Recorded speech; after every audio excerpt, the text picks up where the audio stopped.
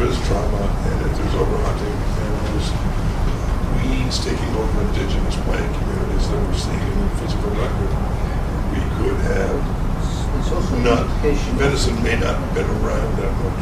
No, but it's also an indication of trade relations with Native Americans because the sources indicate that venison was one of the things that was traded, that was obtained through the Indians. So it may say something about changing relationships on Manhattan as opposed to, for instance, Mills-Wijk, Kingston, or Albany. What about other game? Rabbits? Oh, yes, I do. No, well, the cows were not visible archaeologically, but we did have goats and we did have sheep with a slight increase in sheep. And I once made a big argument about continuity of Dutch culture by relative proportion of bones, and I got beat up very badly by other scholars because there's much better data. But the amount of material we got and the problems of economic interpretations from single bone species samples almost negates the utility. Are you talking about one pig with a lot of spine bones? Or are you talking about 1,000 pigs with 4,000 feet bones? Well, John, I was wondering if possibly livestock conditions or growing could not be given. You can remember there was less land for them. Well, I think there's so much. There's a great body of the ebb and flow of deer populations in terms of age effect and settlement change throughout the tri-state area that it can only be really understood in terms of larger regional patterns, because I'm sure these guys had access to whatever they wanted through trade networks at any time. I don't believe our data numbers. Chickens, ducks. I don't recall. What about fish? Sturgeon was all but a peak for years. How would they have fished down here? Well, nets. we have just nets, and we have a good. In fact, I was in Vermont a couple of weeks ago and sitting with their fish guys, and they were excited that we had archival and archaeological data in relevance to fish populations, and we have a good spectrum of fish species, just like we do today, with no quantifiable comparisons. There's not enough. If you have 3 scales identified, you can't quantify differences or make any socioeconomic interpretations. What about techniques of fishing? I don't know. How about fisherman? How about fishing grounds? That's a very interesting point. One of the things that I have felt, my belief is that the oyster beds and the trade routes with the Indians and Pearl Strait is a reflection of the trade to Staten Island, the oyster beds, and the lobster and shell beds that were huge around Staten Island. 3-foot lobsters that Doc talks about, and we got the 12-inch oyster shells. So the Staten Island area.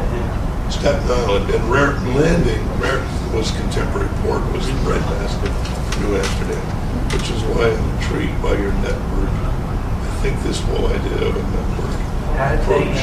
How did they acquire the lobsters? I have no idea, but we found them big ones, and they were described as big ones. But we found these huge oyster shells. Then we excavated 1730 at City Hall Park, and they were about an inch shorter. So there was something going on. Yeah, any ideas on that? Huge. Yeah. How did they acquire the lobsters? Yeah, lobsters. Well, probably fixing in the usual baskets. Lobster traps. Yeah.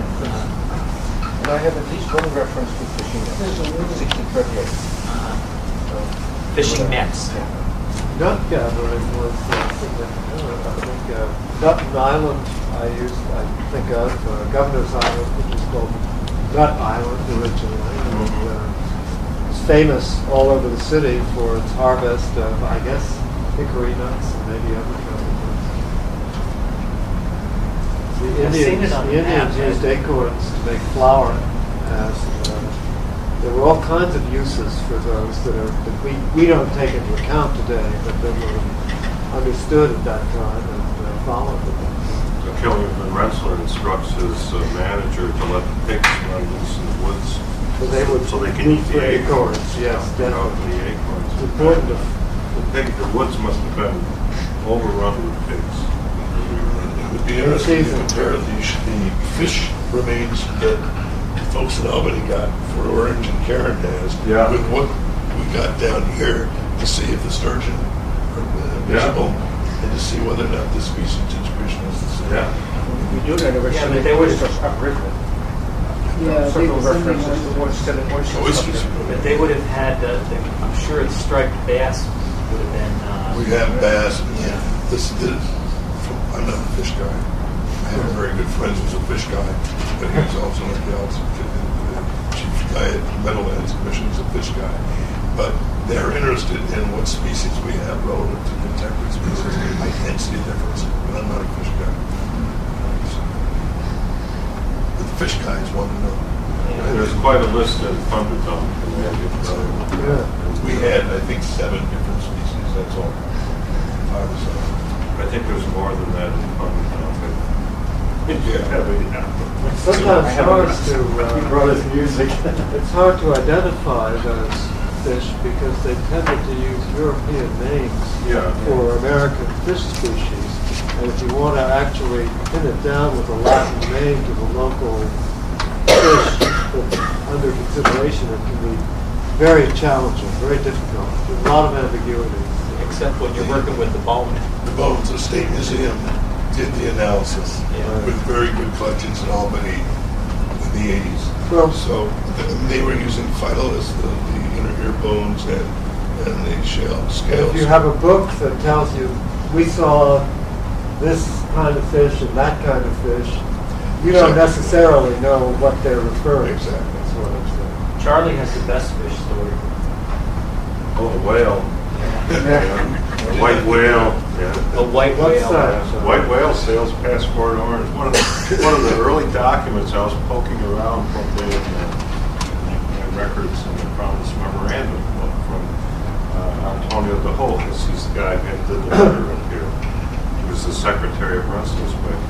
And it's all mundane stuff about conveyances, contracts, this and that. And all of a sudden, a white whale sailed past, swam past Fort Orange today, and all the population came down to the river to see it. And we knew it was a whale because we had whalers in the village who had retired from the Greenland whaling beds.